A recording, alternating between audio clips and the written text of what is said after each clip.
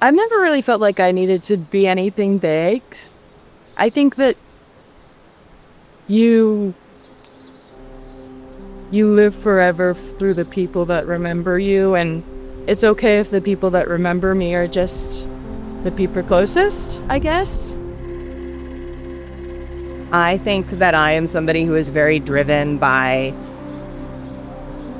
early childhood experience. I remember learning about the golden rule really young and being like, wow, that's such a good idea. Treat people how you want to be treated. And so I'm very into reciprocity and things of that nature. And I am very driven by that on the whole. But deep down, I think I just am interested in being as candid and honest as possible. I went through this kind of transformation like 10 years ago now, where I started not fawning. Like I started just saying no to stuff, and it feels awesome. So I think that's become a integral part of my identity by this point. And just being blunt isn't the nicest word for it, but not falling all over myself to make everyone else feel comfortable all the time.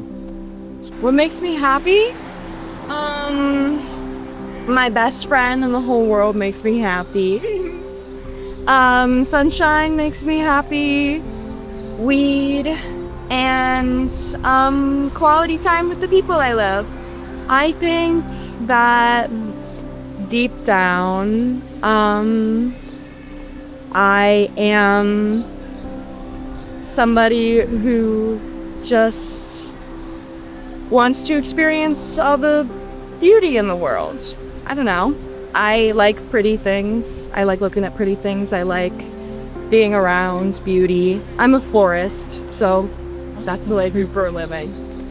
My mother always made it a point to keep a beautiful garden in our home. She did a lot to break the cycle and make our lives beautiful, which is something she didn't have, and that made me want to do the same thing. Bring flowers to people. What makes me happy? I like old stuff.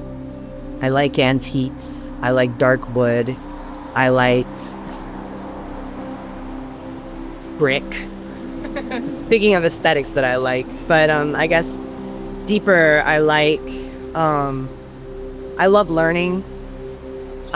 Children make me happy. I work with children, and being around them is such a gift. And just constant learning and betterment in my work, in myself, in the people around me, pushing myself and the people around me to be better. I come from a family, well, I guess I have a lot, and that wasn't always the case in my family for both of my parents. And I'm just really, really lucky. I wake up every day and I realize how lucky I am because of them. I am proud of, I don't know, waking up every day. I'm proud of my ability to make people laugh. That's what makes me proud. While I'm still alive, what would I like to be forgiven for? That's heavy. See, I'm rolling through the things I might need to be forgiven for, and then I find myself actively forgiving myself for being you don't need to be forgiven for that. I guess hurt that I've caused when I was feeling pain, at my lowest. I think that there have been times where the things I've said or the things I didn't align with how I felt, and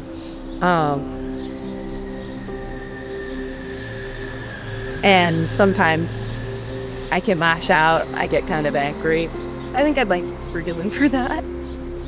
I think definitely I I strive to make amends as soon as possible, especially after my whole transformation.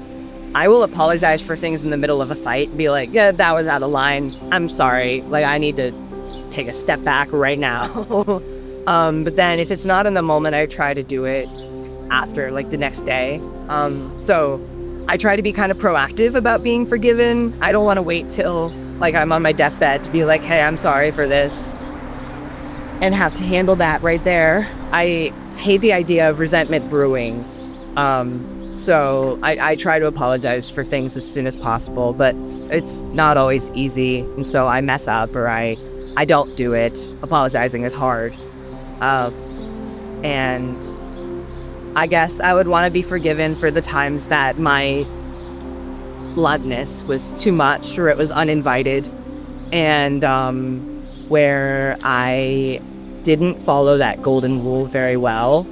I wasn't treating other people how I want to be treated, or I wasn't treating them well. Because even if I'm in a place where I'm feeling self-destructive and I don't want to be treated well, that doesn't mean everyone's there, and I shouldn't treat them how I want to be treated in those cases. There was a period of time in high school where I was a super messed up person. Like I did not treat people very kindly. I didn't prioritize others. I was just deeply selfish when I was about 16, which I guess is kind of par for the course. But I do think about that. And I did send a message to a bunch of people I went to high school with, being like, hey, I was a dick back then. I'm really sorry. I'm not like that now. At least not in the same way. Probably a different kind of dick now. But I was just very self-righteous, and I try not to be like that anymore. But that is something that I would like to be forgiven for. What would I change about myself? I have, like, a hard time conceptualizing the future and, like, my own identity. I'm very in the moment. I'm very type B. I'm moving at 1,000 miles an hour all the time. And I have a really hard time, like, forgiving myself when I do something wrong or bad in the moment, or like if I do something embarrassing, or if I'm moving too fast, or if I'm talking too much or something like that.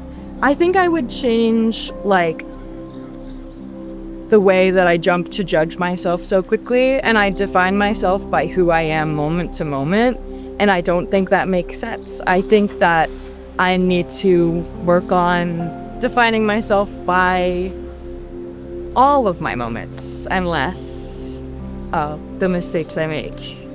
I learned that I am, I think, smarter than I think I am and more responsible than I think I am. I carry a lot of fear with me, and then just recently sort of moving into the city, I just moved in like a week ago.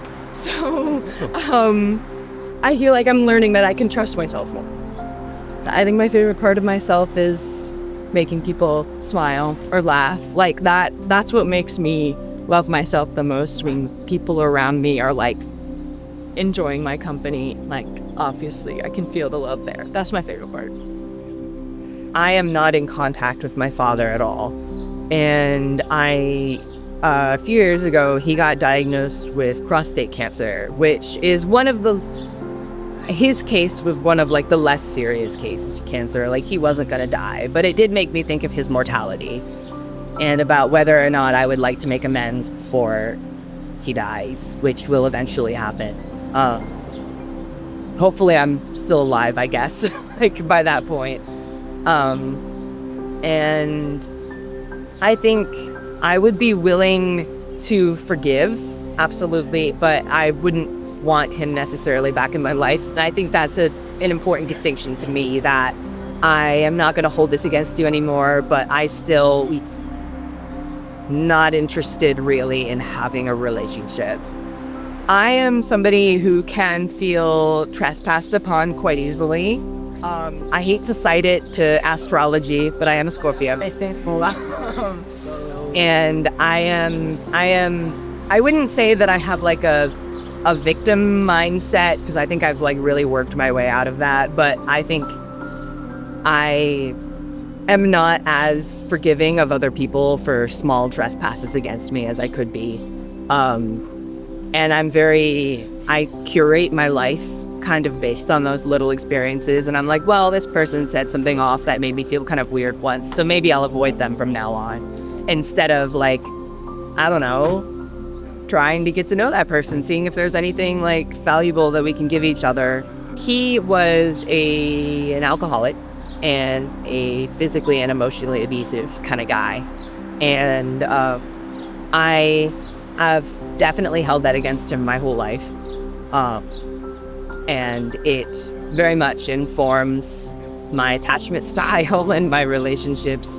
And I really shouldn't let it affect me that much. And I wonder that if I like put some effort into like forgiving and like moving on, maybe it would do that less. Oh, I like that. A day that I would relive.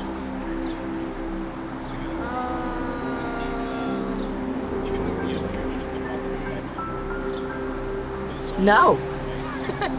Not even in like my life has been terrible and I don't want to go back to any of it. I live kind of very much in the present, or I try to, because I used to be very trapped in the past for reasons I think are kind of obvious. And part of that, like the 12 years of therapy I was referring to, is like learning grounding and like living in the present and trying not to think about what's happened in the past or strive to recreate or revisit or whatever. And I guess that's been very successful in my brain, because I can't really think of any days that I would relive. I'm just excited about like what's coming up. How would I like to be remembered? I've never really felt like I needed to be anything big. I think that you live forever through the people that remember you, and it's okay if the people that remember me are just the people closest, I guess. I want to be, like, when someone talks about me when I'm gone, I want them to just, like, smile, say something like, oh, she was so kind, or she was a good person, or she was there for me. Like, I don't need a big legacy, I guess. I've never needed that. I just want people to feel calm and happy when they remember me.